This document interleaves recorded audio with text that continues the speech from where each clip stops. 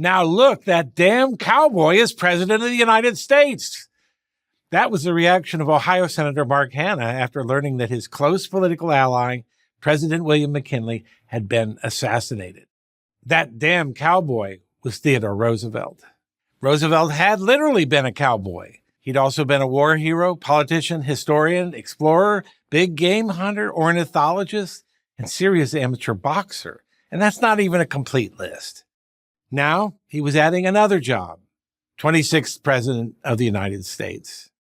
Theodore Roosevelt was born in New York City on October 27, 1858, to a patrician family of Dutch heritage.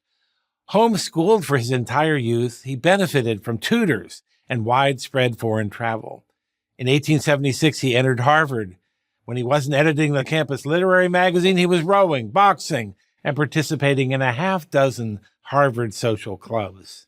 But it would be a mistake to think that TR had an easy life. As a boy, he suffered from asthma, poor eyesight, chronic headaches, fevers, and stomach pains. But he overcame those disabilities with the determination that would become his trademark. Eventually, he increased both his strength and stamina, which he showed off to others with an irrepressible boyish enthusiasm that charmed many and annoyed many. Inspired by his father's civic-mindedness, he chose a career in politics. In 1881, he was elected to the New York State Assembly. Within a year, just 24 years old, he became his party's minority leader. Then it all came crashing down. Both his wife, Alice, and mother, Martha, died within hours of each other on, of all days, Valentine's Day, 1884. Grief-stricken, Roosevelt fled the concrete canyons of New York for the real canyons of the Dakota Territory. For 2 years, he distracted himself hunting buffalo, herding cattle, and writing about the American West. But he couldn't stay away from politics.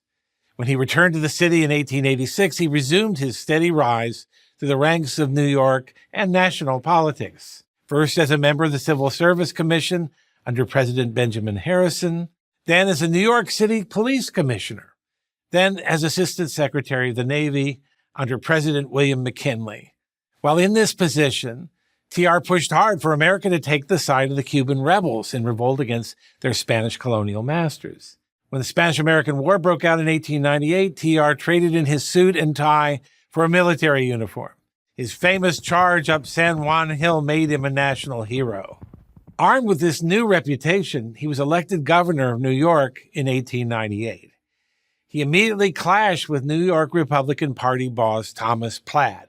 So anxious was Platt to get the independent-minded governor out of New York politics that he arranged for Roosevelt to become McKinley's running mate in the 1900 presidential election.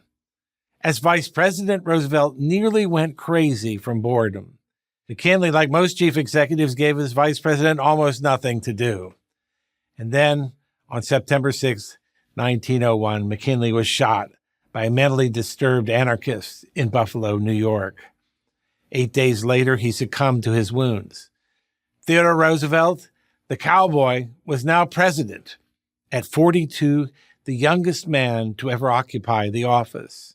While he promised to fulfill McKinley's agenda, and for the most part he did, Roosevelt was his own man with his own distinctive governing philosophy.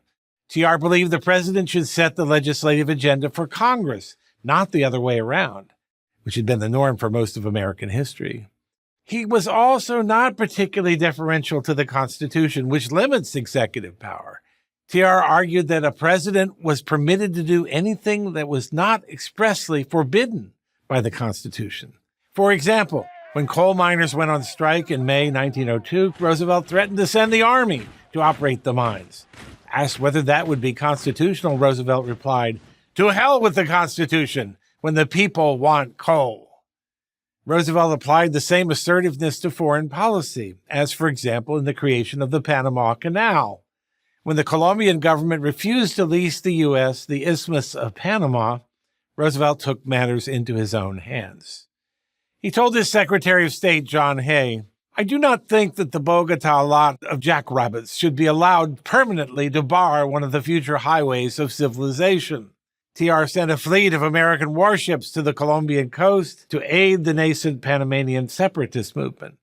When the rebels declared their independence from Colombia, Roosevelt immediately recognized the new country of Panama and made a favorable deal for the canal. His critics shouted imperialism, but most Americans were thrilled. As a new century dawned, the nation was on the move, and nobody moved more decisively than Roosevelt. That damn cowboy had arrived, and it seemed so had America. I'm Wilfred McClay, professor of history at Hillsdale College, and author of Land of Hope for Prager University.